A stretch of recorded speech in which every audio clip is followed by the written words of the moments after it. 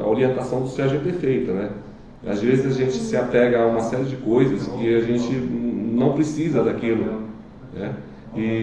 E às vezes se endivida para manter um patrimônio que não justifica manter aquele patrimônio porque você efetivamente não utiliza ele. Então, a resposta é essa. O outro meio é se desfazer de um patrimônio que você não usa, ou de um patrimônio que te gera despesa. Porque as pessoas... Eu vi um dado recente que dizia que a maior parte das pessoas que tiram na Mega Sena voltam a ficar pobres. E voltam a ficar pobres por conta de um processo de patrimonialização. O que é isso? A pessoa começa a comprar um monte de coisa, compra uma mansão, compra uma Ferrari, compra um monte de coisa, sem perceber que quando você se patrimonializa, cada patrimônio que você compra ele tem um custo. Por exemplo, se você tem uma mansão, você vai ter que ter um empregado para cuidar do jardim, você vai ter que ter um empregado para cuidar da piscina, você vai ter que ter um empregado para cuidar da mansão, enfim. Você vai ter uma série de... O IPTU da mansão vai ser altíssimo. Se você compra uma Ferrari, você vai pagar um IPVA altíssimo, você vai pagar um seguro exorbitante, e as pessoas vão se patrimonializando e daqui a pouco percebem que a patrimonialização acabou retirando muitos recursos dele. E quando ele compra uma fazenda ou uma casa, uma mansão por 10 milhões, na hora que ele está precisando de dinheiro, porque ele se patrimonializou demais, e patrimônio devora dinheiro, aí ele tenta vender essa mansão que ele comprou por 10 milhões por 10 e não consegue. Aí ele já cheio de dívidas, é obrigado a vender por 4 milhões, já perdeu 6 milhões. Então, a gente tem que pensar bastante se a gente deve se patrimonializar. Se vale a pena comprar uma casa de praia que eu não vou lá, que eu não vou usar, se vale a pena comprar um título de clube onde eu não vou frequentar, enfim, evitar a patrimonialização, não é bem a sua pergunta, mas evitar a patrimonialização é um caminho para que você tenha recursos disponíveis quando você estiver precisando. Nossa, isso é muito interessante, são pontos que a gente dificilmente senta para escutar, né, umas dicas como essa, e de repente é um insight que a gente precisa. Em relação à dica do Sérgio de, poxa, ao invés de eu pedir um empréstimo, deixa eu ver o que eu tenho de valor aqui, que eu posso me desfazer. Isso é tão importante, porque eu tenho também grupos de pessoas, grupos de amigas que às vezes falam, estou precisando de dinheiro, mas tem roupa de casa, roupa de marca em casa que não usa. E hoje em dia a gente tem aplicativos bem fáceis que a gente pode colocar para vender. Aquela roupa que está com a etiqueta no seu guarda-roupa e fazer dinheiro com isso, sem ter que pedir um empréstimo. Acho que a gente está respondendo bem aí a pergunta. Gostei bastante, você viu bastante pergunta bem, gente. Isso é legal. Bom, temos mais uma pergunta aqui. Por favor, se você tiver alguma pergunta, coloca aí no chat, que a nossa equipe vai passando aqui pra gente. E aí os especialistas respondem, tá bom?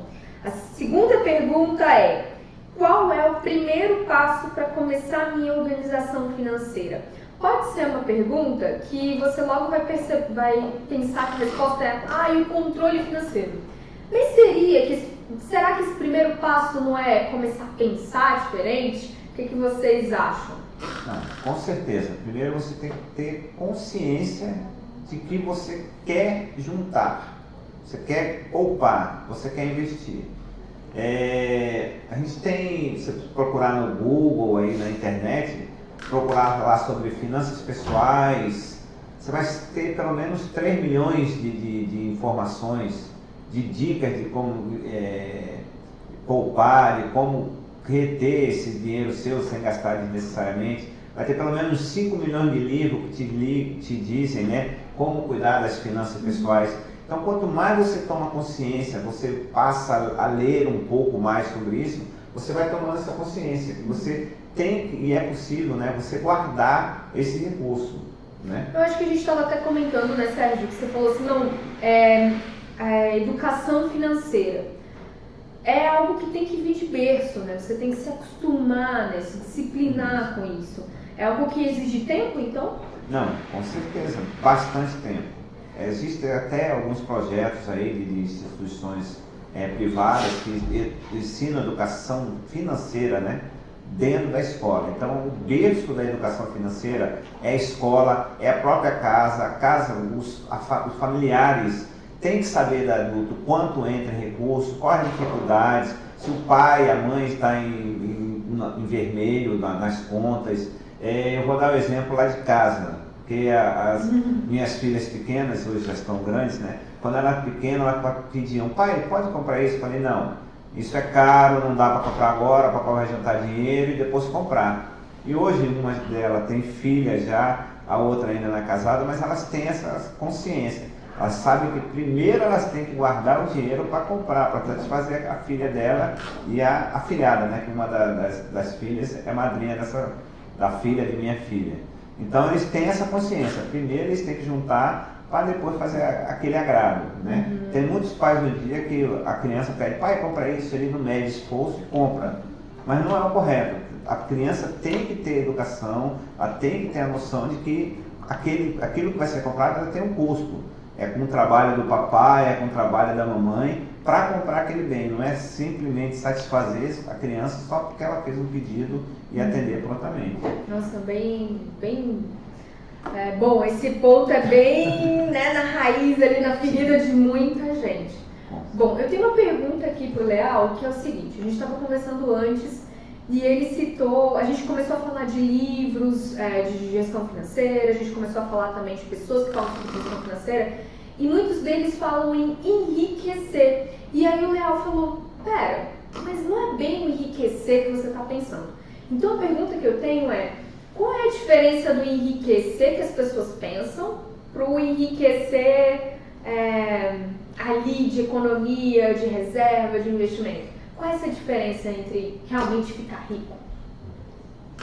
É bem interessante essa pergunta, porque o que é ser rico? O que é ser rico? Para quem não tem nada, ser rico seria ter um carro, ter uma casa boa, né? Para quem tem muito, talvez ser rico seria ter um avião particular, certo? Sempre haverá alguém mais rico que a gente. Então, onde é que está a riqueza, né? Onde reside a riqueza? O que é ser rico? Eu costumo conceituar a riqueza como aquela situação onde você tem condição de se alimentar bem, de morar bem, de viver bem, de ser feliz, de ter um lazer, de poder ser feliz. Tem muitas pessoas que a gente conhece no nosso dia a dia que muitas vezes se concentram tanto na busca da riqueza que acabam empobrecendo a sua relação social, empobrecendo a sua capacidade de realizar lazer. Então a pessoa trabalha demais, olha, eu quero ficar rico, mas para que ficar rico? Eu quero ficar rico para ter lazer. E quando vai ser esse lazer? E a pessoa acaba comprometendo isso, buscando cada vez mais essa situação de ficar rico, né? E esquecendo da importância, qual seria a importância de ser uma pessoa rica? Para que ficar rico? Né? O que seria o rico? Eu não sei se eu respondi. Sim, mas... eu acho que é bem interessante a gente ver tanto livro, tanto material falando como ficar rico, como enriquecer, e dificilmente a gente para definir o que é ser rico. Né? Às vezes você pode perceber que você já é rico. Bem interessante. Bom, eu recordo uma vez que eu estava nadando. Tem um parque nacional aqui em Brasília onde tem água mineral, uma piscina com água mineral. E um dia eu estava bastante estressado, na época eu tinha uma empresa, e muito estressado com muitos contratos, com muita coisa que precisava administrar, e eu estava nadando nesse parque. E aí um senhor idoso pegou e encostou ao meu lado e disse assim, nossa, eu queria ter ficado rico da sua idade. Eu disse, não, mas eu não sou rico. Eu disse, claro que é, você está aqui nadando em água mineral, como é que você não é rico? Então, às vezes a gente não valoriza essas coisas que a gente tem, essas oportunidades que a gente tem, e acaba focando em outra coisa para ser rico. E rico para quê? Rico para poder estar lá nadando em água mineral? Eu já estava fazendo isso. Então, às vezes a gente tem riqueza e não percebe que tem. Né? A gente tem que agarrar o que tem. É muito bacana esse ponto, assim. Acho que esse papo está tão legal que é justamente porque dificilmente a gente para falar sobre isso, né? Olha, a gente tem uma pergunta bem mais técnica agora, que é o seguinte: conta conjunta é a melhor opção para controlar os gastos em família? Polêmica ou não? Essa pergunta, Sérgio. Vamos dividir, né, Léo? Bem, como lá em casa é conjunta, eu acho que é possível administrar. Mas tem que saber administrar. A sua esposa, o seu marido tem que ter consciência, é o que eu falei, toda a família tem que ter consciência do que entra de dinheiro, o que vocês podem gastar, o que vocês não podem gastar. Eu tenho uns amigos, um casal, eles não têm conta conjunta, só que todo mês ele fecha no vermelho e ela fecha no positivo. Aí eu penso, por que ela não empresta o dinheiro para ele, o juro que pagaria para o banco, ele estaria economizando. Mas ele não consegue, ou seja, esse casal nunca poderia ter uma conta conjunta, senão em um mês já estariam separados. Então tem esses perfis, mas eu acredito que é bem possível. O que você acha, Léo? Tem uma ciência relativamente nova chamada economia comportamental, que ela envolve a psicologia e a economia. E aí, nesse campo de economia, nesse campo de gestão do dinheiro, existe muita questão psicológica envolvida aí, muito perfil mesmo da pessoa, perfil de consumo da pessoa. A maioria das pessoas, isso é provado cientificamente, a maioria das pessoas não compra por um processo racional, por um processo de razão. Ela compra por um processo emotivo. E o mercado, conhecendo esse processo emotivo, acaba investindo sobremaneira no processo emotivo para levar a pessoa à compra. E tem pessoas que são mais suscetíveis a esse processo e tem pessoas que são menos suscetíveis a esse processo. Quando tem um casal que tem um perfil onde os dois têm um perfil poupador, um perfil mais organizado financeiramente, é recomendado que se tenha uma conta conjunta, porque esse casal tem aquele equilíbrio. Agora, se tem uma diferença de desequilíbrio entre o casal e o outro, um tem um equilíbrio de contas, o outro não tem, a possibilidade de atrito entre o casal é grande, né? É importante, quando você percebe que o seu cônjuge tem um comportamento impulsivo com relação às contas, que você tente trabalhar isso com ele, tente fazê-lo perceber que esse comportamento precisa mudar. E às vezes a questão necessita mesmo de um psicólogo, um acompanhamento de um psicólogo para poder resolver esse problema, porque a economia comportamental ela envolve muito a questão da psicologia. E muita gente é vítima e não percebe que é vítima de apelos comerciais que levam ao consumo impulsivo. Então a gente precisa tomar cuidado com isso. É importante tocar nisso. Bom, pessoal, nós tivemos alguns problemas de conexão aqui com o Facebook. Algumas vezes a gente tentou fazer essa live, nós fomos derrubados, mas não nos abatemos aqui não. A gente vai colocar esse vídeo na página do Facebook como post, tá bom? Então, se você quiser indicar para os amigos, compartilhar com aquele amigo que está lá endividado, precisando de uma força para saber os principais, assim, as dicas de como começar a usar o dinheiro de uma forma mais consciente. Então vai lá, marca esse amigo, assiste, compartilha, vai estar na postagem aí da página do Cicobi Crédito Justo, certo? Uma pergunta por aqui que pintou, bem específica também, é como me planejar financeiramente para as minhas viagens ao exterior? Para esse ponto específico, tem alguma dica? Quer falar? Pode começar, eu complemento. Entra naquele planejamento. Você vai viajar, eu estava até falando com a Verônica aqui antes. Eu tenho um colega que ele morava lá, mais distante do trabalho, ele passou a pagar um aluguel mais perto do trabalho. Então ele está economizando mais com gasolina. Tá? Se você chamar ele para almoçar, porque a gente geralmente almoça, como nós entramos um pouquinho mais tarde no trabalho, em cima do horário do almoço, a gente almoça no caminho. Às vezes não dá tempo de almoçar em casa, então a gente almoça na rua. Então aqui em Brasília a gente gasta em média R$35 numa refeição.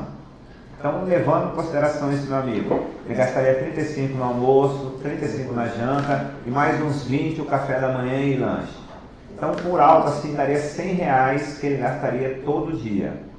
Ele gasta 60 por estar mais perto e conseguir fazer a sua refeição na própria casa dele e ir para o trabalho.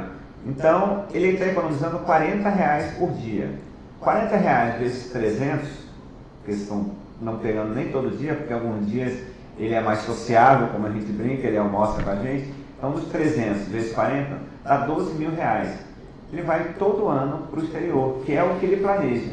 Então, ele corta uma dos gastos não é desnecessário, né? Porque alguns têm a necessidade específica de almoçar fora e ele conseguiu fazer esse planejamento e economizar desse jeito. Então, todo ano, que é o objetivo dele, ele faz esse planejamento para viajar para fora. Então, com essa economia que ele faz anualmente, ele faz essa viagem. Diga, Léo. Boa dica do Sérgio Cordeiro, mas eu tenho outras dicas para dar, não nesse ramo, mas no ramo meu do dinheiro. Vamos pensar no dinheiro agora. Isso. Como é que a gente faz para viajar para o exterior? Isso é muito complicado quando está em ano eleitoral no Brasil. Porque todo ano eleitoral no Brasil, a nossa moeda sofre ataque especulativo. Então tem um processo eleitoral e tal, vocês começam a ver que no último processo eleitoral que teve no Brasil, o dólar bateu em R$ 4,03. Depois do processo eleitoral, o dólar recuou e foi a 3,20. Hoje a gente está nesse processo, a eleição presidencial se aproximando e o dólar numa escala galopante de crescimento aí, de preço. Isso dificulta muito a viagem ao exterior nesse momento. Por exemplo, em anos eleitorais no Brasil, com a presidência da República, eu não recomendo uma viagem internacional por conta dessa instabilidade de ataque que é feita à nossa moeda em ano eleitoral. Mas fora ano eleitoral, por exemplo, ou mesmo no ano eleitoral, vai ter eleição ano que vem. Se vai ter eleição ano que vem, então se programe um ano antes, compre a moeda um ano antes, compre o dólar ou o euro para onde você vai visitar, porque você com certeza vai conseguir um preço mais barato do que agora, porque agora a tendência da moeda realmente tem uma grande volatilidade. Então, em ano eleitoral, compre antes. Em ano que não é eleitoral, dada a volatilidade de câmbio, que vai muito em cima ou muito embaixo, às vezes a moeda está muito valorizada, às vezes está desvalorizada, enfim. O ideal é que você faça uma diversificação, né? Que você guarde, que você compre moeda num determinado momento, que você compre moeda no outro momento, de maneira que você equilibre as possíveis dificuldades que você tenha com relação ao câmbio. Que eu acho que o maior problema de viagem ao exterior realmente é essa dúvida com relação à parte cambial. A outra parte é você procurar bons pacotes, procurar fechar as coisas com antecedência, fechar o hotel com antecedência, fechar o aluguel de carro com antecedência, para que você consiga uma condição de preço, que você tenha já a noção exata de quanto você vai pagar por essa viagem. O que você puder antecipar de despesa, tanto melhor, porque você evita surpresas de mudança no câmbio na hora que você estiver em viagem. E, além de todas essas dicas, use o cartão Sicoob Crédito Justa, porque nos cartões internacionais do Sicoob Crédito Justa, você tem a vantagem de fazer uma compra lá fora pelo dólar comercial do dia da compra. Aqui no Sicoob Crédito Justa você não paga dólar turismo, você paga pelo dólar comercial. E você paga dólar comercial pela cotação da data da compra. Isso evita surpresas na sua fatura quando você voltar de viagem. Essa é a grande dica aí. Use o cartão Sicoob Crédito Justa na sua viagem internacional, que você vai economizar bastante. Caramba, que dicas boas, eu estou anotando tudo aqui para mim, ó. Muito bom mesmo. Temos outra pergunta aqui, e essa também das boas. Como me preparar financeiramente para minha aposentadoria? Quero ficar velhinha, tranquila. Alguma dica? Já com investimento ou apenas no planejamento? Acho que a gente pode falar do planejamento e depois do investimento. O que vocês acham? Como a gente aqui, o nosso público em especial é o servidor público, que está nessa live hoje, né, específica, a coisa mais fácil, que a gente até falou mais cedo, Verônica, é para o servidor público guardar dinheiro. Por quê? Ele sabe quanto ele recebe todo mês, nós não temos aumento significativo assim, não, esse mês é um valor, outro mês é outro valor, não. Nós temos um valor fixo, no mínimo por um ano, ou dependendo do governo, por 4 anos sem aumento. Então você sabe quanto você vai receber, você sabe o dia que vai receber, então é mais fácil você planejar. Então, sabendo o quanto você gasta, guardando um pouquinho, você sabe que quanto eu vou ter para a aposentadoria daqui a 20 anos, 30 anos, 40 anos. Mas o ideal é você já botar dentro dos seus sonhos a aposentadoria, você controlar quanto você quer ter na aposentadoria e ir guardando aos poucos esse valor. É possível, para nós, servidor público, é possível, se você fizer um bom controle, um bom planejamento. E sobre investimentos, Leal? Tem algum específico para aposentadoria? Olha só, com relação à aposentadoria, é aquela história, a aposentadoria ela coopera para quem é mais jovem. Porque quanto mais jovem, menos você tem que guardar pensando no futuro, pensando na aposentadoria. E eu digo nem aposentadoria, mas pensando mesmo na velhice. Pensando numa situação onde você não vai ter a mesma disposição física para gerar renda. Então, como levar o dinheiro para o velhinho? Né? Quando você não se preocupa com isso, você está roubando dinheiro do velhinho. E o velhinho é você. Lá no futuro o velhinho vai sentir falta desse dinheiro. Então é importante deixar alguma coisinha para o velhinho. E quando se é mais jovem, o melhor momento de fazer isso é quando se é mais jovem. Quando se é mais jovem, você precisa guardar muito pouco, porque você tem muito tempo para fazer uma poupança para a aposentadoria. Mas quando você está mais velho, você tem que guardar bem mais, porque o velhinho está mais próximo de você. Então a guarda de valores tem que ser maior. Então a recomendação é para a galera mais jovem, então vamos guardar agora, porque uma hora vai chegar esse momento. E para o pessoal que é mais velho, vamos apertar o cinto e procurar guardar um pouquinho mais, porque o velhinho vai precisar. Sensacional. Bom, a gente comentou aqui, você deu um exemplo, Leal, sobre a pessoa uma pessoa que ganha na Mega Sena e aí compra uma mansão, né? E a gente tem uma pergunta parecida com isso. Investir na compra daquela casa dos sonhos é uma boa opção de investimento? Olha só, primeiro a gente tem que ter em mente o que é investir, né? Eu entendi pela sua pergunta que você está tratando de investir no sentido de fazer algo que vai te fazer bem, que é a casa dos sonhos, e não investir no sentido de ganhar dinheiro com isso. Bem, se for no sentido de ganhar dinheiro com isso, eu só recomendo o investimento em imóvel quando há uma desaceleração dos preços que justifique eu fazer um investimento hoje e uma expectativa de aceleração dos preços no futuro, dos preços dos imóveis. Hoje, como o mercado está, o mercado paralisado de imóveis do jeito que está, eu não recomendo a compra de um imóvel para investimento, porque vai demorar muito que haja um aquecimento nesse mercado imobiliário. Então não vejo vantagem em comprar um imóvel para investimento.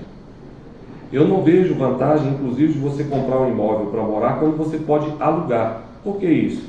Porque o aluguel de um imóvel costuma custar 0,4% do valor do imóvel. Se o imóvel for de alto padrão, ele costuma custar até menos, 0,2% ou 0,1%, 0,15% do valor do imóvel. Então, comprar um imóvel, ao invés de investir, você vai estar perdendo dinheiro porque você vai ter investimentos que vão te dar mais do que isso. Mas tem uma questão que é importante a gente destacar, porque muitas vezes a gente diz bem assim, poxa, mas eu quero esse imóvel do meu jeito, eu quero uma banheira tal, eu quero uma situação tal, eu quero um piso específico no meu imóvel, eu quero que ele seja do meu jeito, eu quero fazer um imóvel que eu me sinta bem, eu quero fazer reformas que me agradem.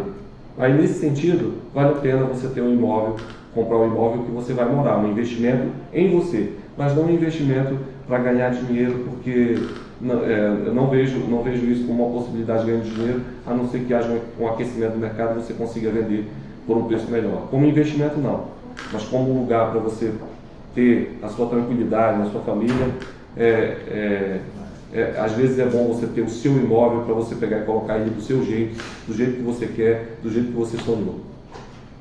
Nossa, legal, né? Bom demais. Eu espero que você tenha anotado tudo aí, pegado as dicas que você precisa. Nós vamos ficando por aqui nessa transmissão ao vivo. Espero de verdade que tenha sido muito útil para você. Aproveito para te agradecer se você assistiu esse vídeo ao vivo. Muito obrigada. Se você está assistindo a gravação, muito obrigada também. Quero agradecer aos nossos especialistas convidados, o Sérgio Cordeiro e o Francisco Leal. Muito obrigada mesmo. Foi muito bom. E olha, só te lembrando que o propósito do Sicoob Credijustra é contribuir para que o servidor use o dinheiro de uma forma consciente, né? Com bons hábitos.